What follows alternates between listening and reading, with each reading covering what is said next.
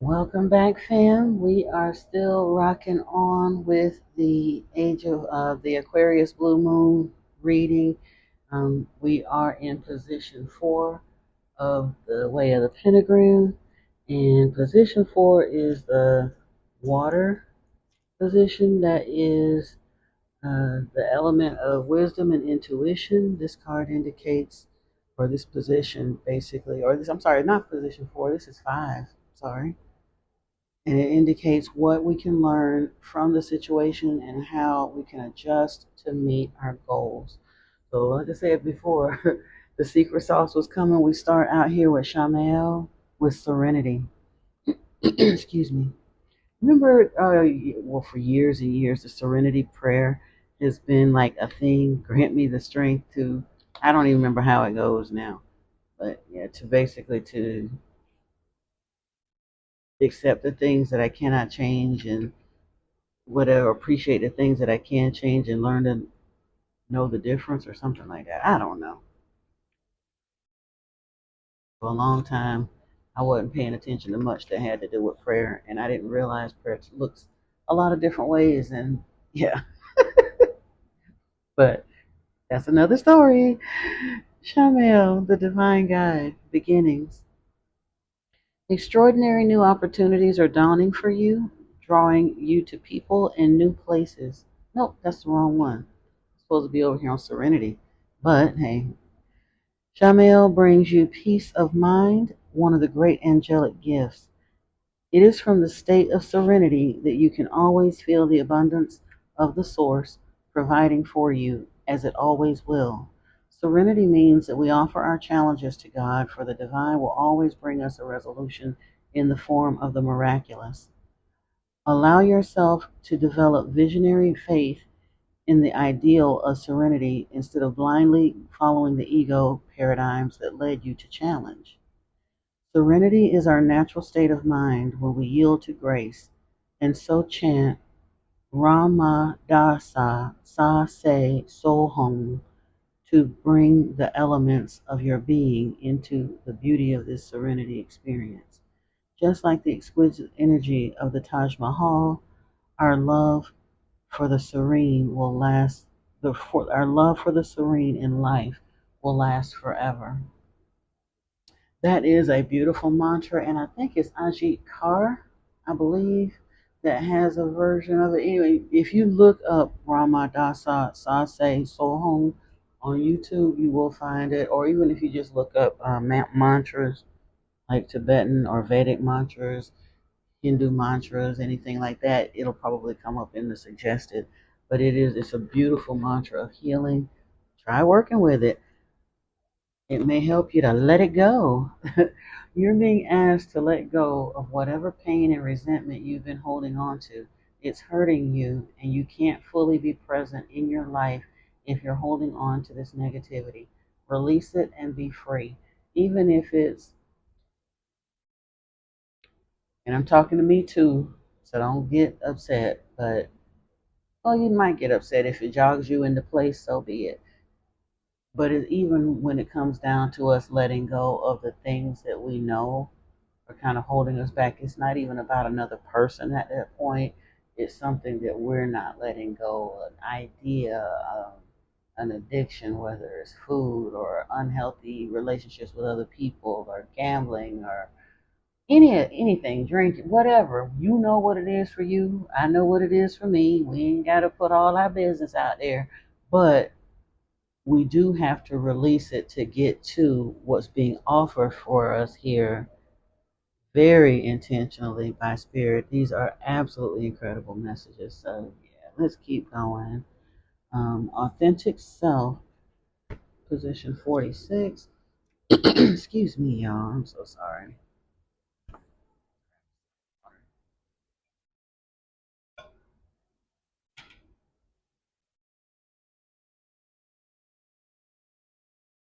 Who are you? Walk into a hall of mirrors and you'll see 100 reflections of yourself. These reflections are like other people's perceptions and ideas of who you are, ideas based on their own filters, and also what you have chosen to show, reveal, or be at different times of your life. You may resonate strongly with some of these reflections, admire and like some, and disregard or shun others. All are part of the energy that you have emitted or sent out, some accurate and some less so. The reflections all look like you, but are they really? This includes reflections of how you see yourself and judge yourself, and who you believe yourself to be. Look at how the figure in the mirror is shielded by white satin.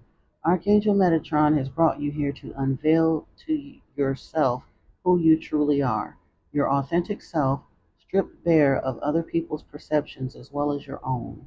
To gaze into this mirror is to see yourself properly for the first time.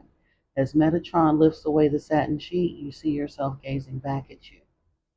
Ageless, eternal, light filled, your spirit shining brightly. There is no hiding place. This is you. Look into your eyes and see your androgynous soul reflecting back to you many lifetimes, much wisdom and love in its purest form. This is you where you were. This is as you were when born, a pure incarnated soul in physical form, come to play, work, learn, do, and be. You have lost this connection with your true authentic self. Allow this relationship with your true essence to deepen and blossom. As it does so, much may need to adapt in your life as you recognize and follow your own authenticity. Being authentic may result in you being asked not to follow the crowd, but to stand out and shine brightly in your own right, doing life your own way. This doesn't have to be a lonely place.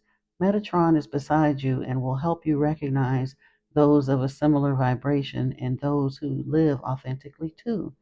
It is time to allow all the masks to fall away, to recognize and appreciate who you really are.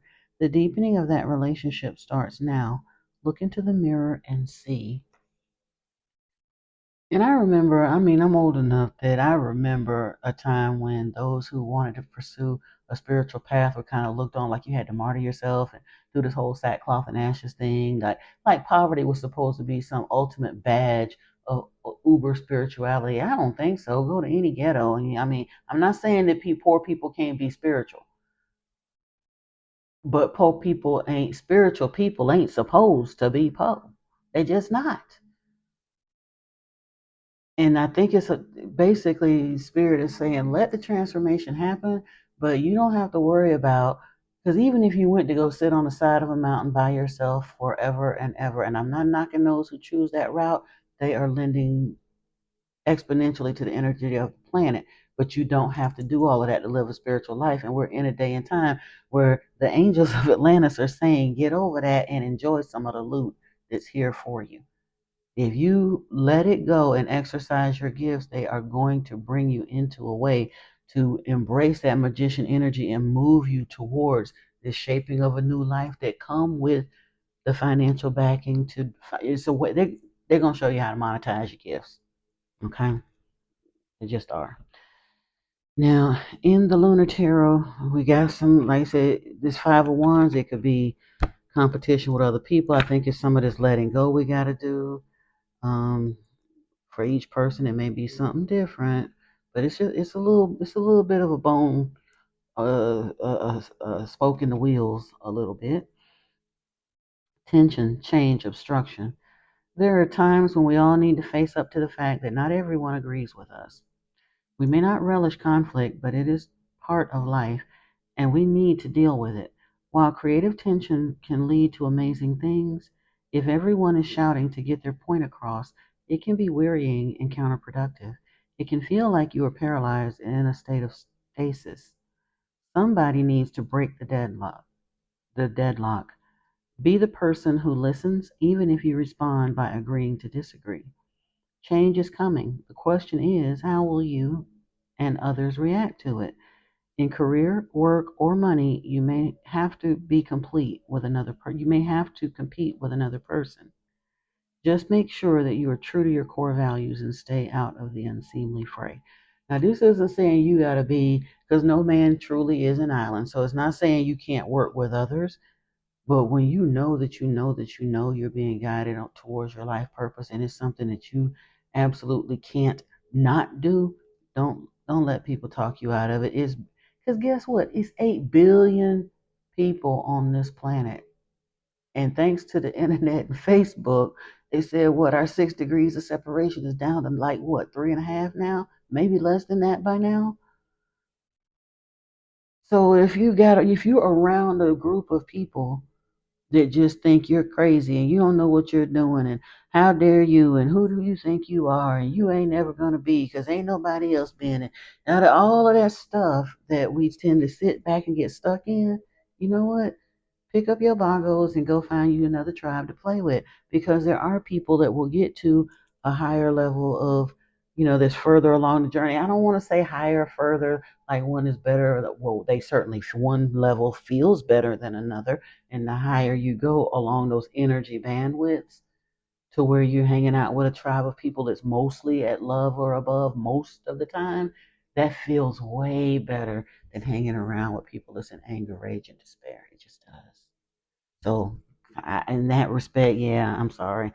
I am more. I am a little more favoritive of the higher realms of the emotional scale. The Fool card here. Let's see where we at.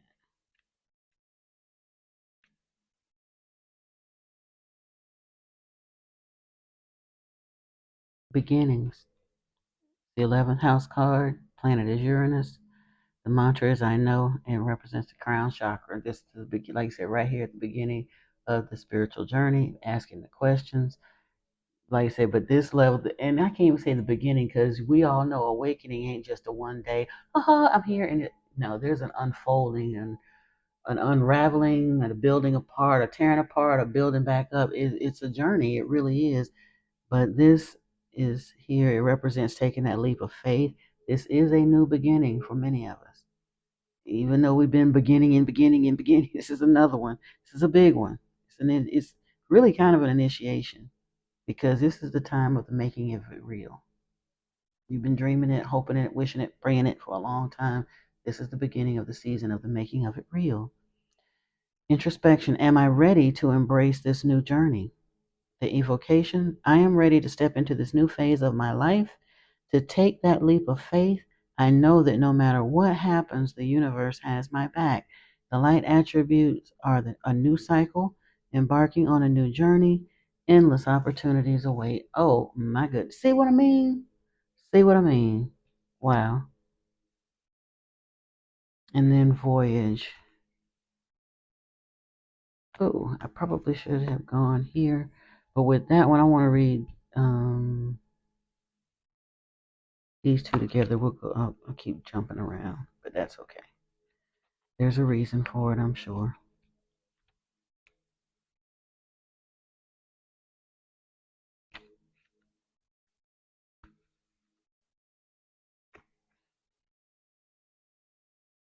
A path meant just for you is waiting. Ancient spirits are guiding your way. The path less traveled. Hearing the call, pilgrimage. There stand the pillars of the unknown. That portal of old opens to anyone who dares travel through.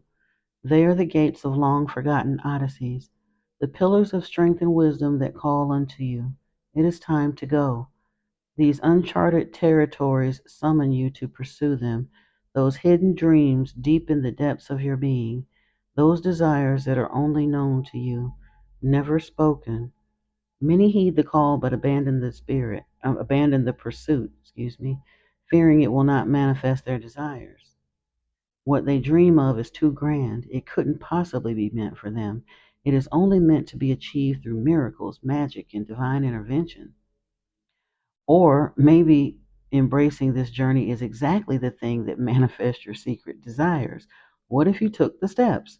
What if you succeeded in manifesting those visions? They were placed inside you like a seed into the ground, hoping to be nourished so it could bloom. Surrender to it, embrace it, become it. That hazy vision isn't just a mirage.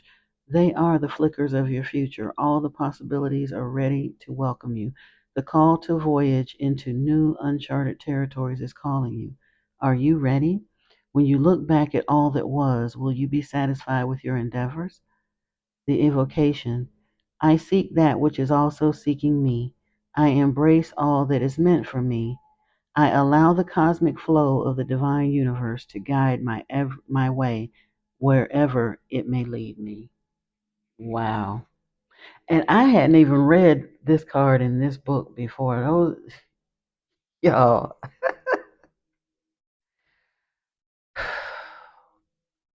yeah.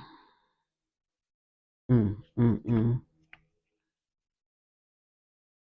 I'm loving this reading, y'all. I'm really, really loving this reading for myself and for whomever else it resonates with. I'm claiming it.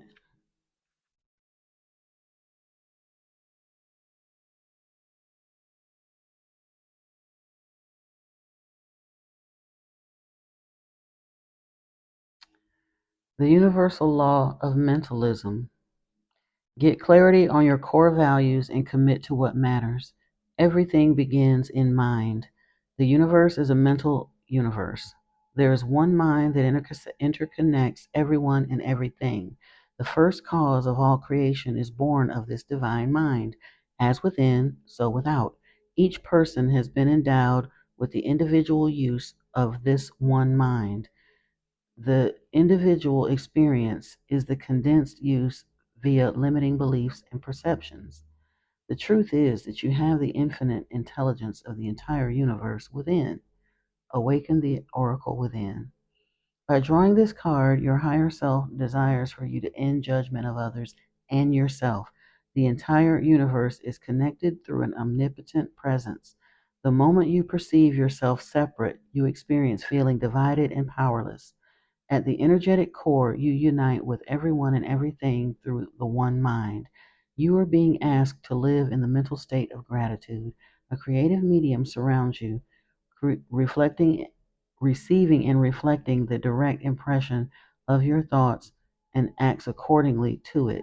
If you desire to experience your divinity, you must live in gratitude.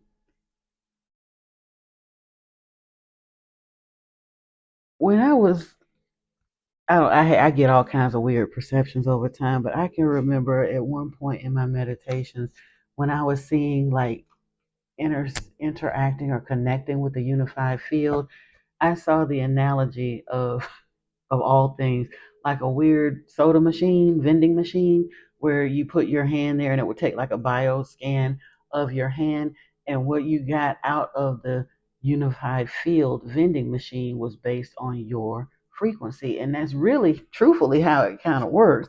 But it was just like that vending machine analogy. It had me kind of laughing for a little bit. I'm like, yeah, I don't know about all that. But pretty much we get what we are vibrating within the energy spectrum of, whether it's on the positive end of that spectrum, such as it can be, or the negative.